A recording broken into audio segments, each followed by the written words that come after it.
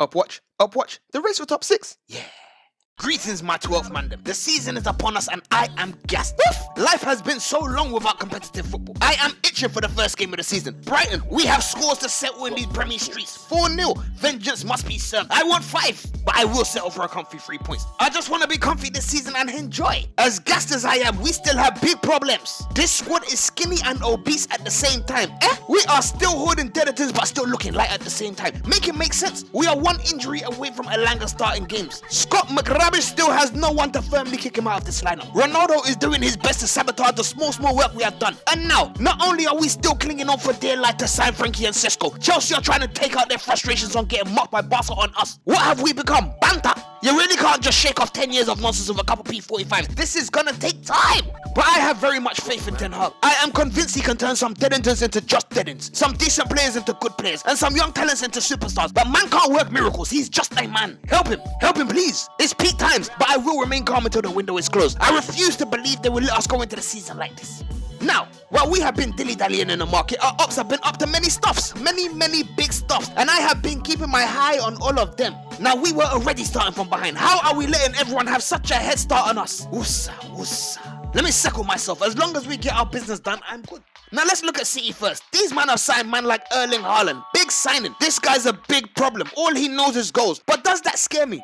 No. What can he really add to more or less perfection? A couple more goals. I ain't worried about that. This guy was bought for goal difference in a race that we have no business even talking about. Haaland is Liverpool's problem. For now, Upwatch in season 24-25 will be a whole different story. They also signed Julian Alvarez. I don't know much about him, but it seems like a decent player. They also signed Calvin Phillips to top up their English quota. They have a 1-in, 1-out policy. It's the secret to their success. Sterling left, so it's freed up some room. But selling Sterling was a mad thing. They let him go to keep £100 million Jack the lad. The clue was in his name. Grealish is living his best life at City's expense. Pep is gonna lose his mind with Grealish this season. I can feel it. It's gonna be a peaky blinder by order of the Pep. They've also sold a lot of players this summer. Zinchenko and Gabriel Jesus went to their young G Arteta. Sterling went to Chelsea like they ain't some form of rival and he ain't a big player. And possibly Bernardo Silva soon. These men are playing Football Manager. Their reign needs to come to an end. But dear Lord, please don't let it be the Scousers to do it. Anyone but them. Amen, thank you, please. Speaking of the Scousers, let's go and check on them domestic badmen. Them all to half the trophies chat crap guys. The greatest runners-up of all time. Their answer to falling short where it matters the most was letting Mane leave and spending 100 million on potentially the Uruguayan Lukaku. He has got the touch of an offender, the decision-making of a Tory politician, the finishing of a serial procrastinator. He has had some of the most hilarious moments in pre-season, but he turned up when it mattered. We can all laugh and joke at the foolishness that he will undoubtedly bring at times, but this guy has a whole lot of potential. And wherever he's lucky, you just know that Klopp's gonna bring the best out of him. What was even the last transfer that Klopp even failed with? These Scousers look strong. Again, I ain't really watching them man until the season 24-25. These men are gonna be a serious problem again this season. God forbid. I am concerned they're gonna win the league this year. I am praying that no man will stop that from happening. I honestly think he's a huge loss. African giants. Honestly, I can't see the league leaving this part of the country.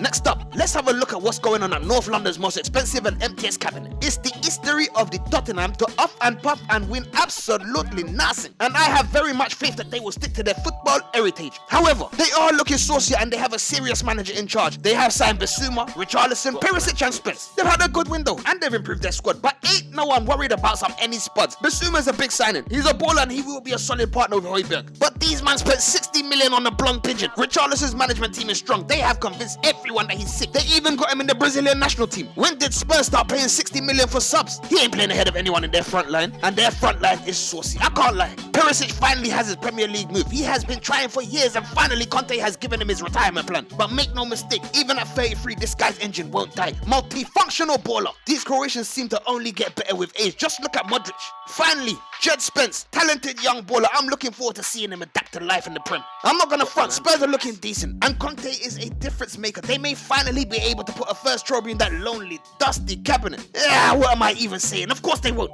Asna, the other shame of North London. I'm not even gonna front, they are looking problematic. They have done some very interesting business. First things first, they have brought Saliba back in. I watched a lot of French football last season on account of United ruining my Premier League watching experience. He is a quality player, he reads the game well. He's super composed on the ball and he's athletic. It's looking good. They also got Zinchenko to play left back. They can't rely on that sick note Tierney. I thought he was supposed to be the hardest. Arteta got that French friends and family discount from Big Bro at City. He also got Gabriel Jesus. Mikel must think that Jesus will save him from the sack. That's the wrong Jesus, bro. He has been on fire all preseason still. Menace! He's hungry to prove himself. They've also signed a midfielder called Fabio Vieira. I know nothing about him, but he better not get no Vieira chance. All in all, they're beefed up their squad and it's looking good. They got some serious pace and quality up top and they look solid at the back. But just like the Spuds, I fully trust Asna to be an Asna and do an Asna. Consistency is key.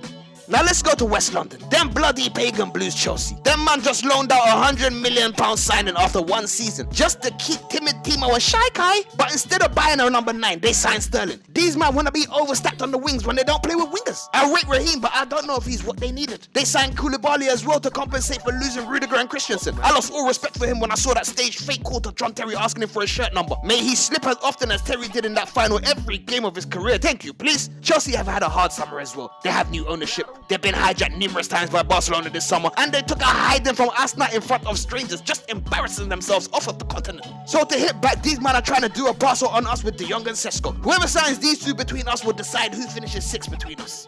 Lastly, we have West Ham. This is courtesy for now. Let's see if they can recreate what they did last season. But this is the only team I can see upsetting the traditional top 6. Now, I think it's going to be a 6th season. Everyone has a good manager and an interesting squad. There's still work to do, but there is time in the window to do it. Honestly, I can't make any predictions at this stage. There's too many variables. I need the window to close and at least 10 games to be played to see how this is going to go. But we are ready to roll. Happy Premier League is back day. Thank you, please.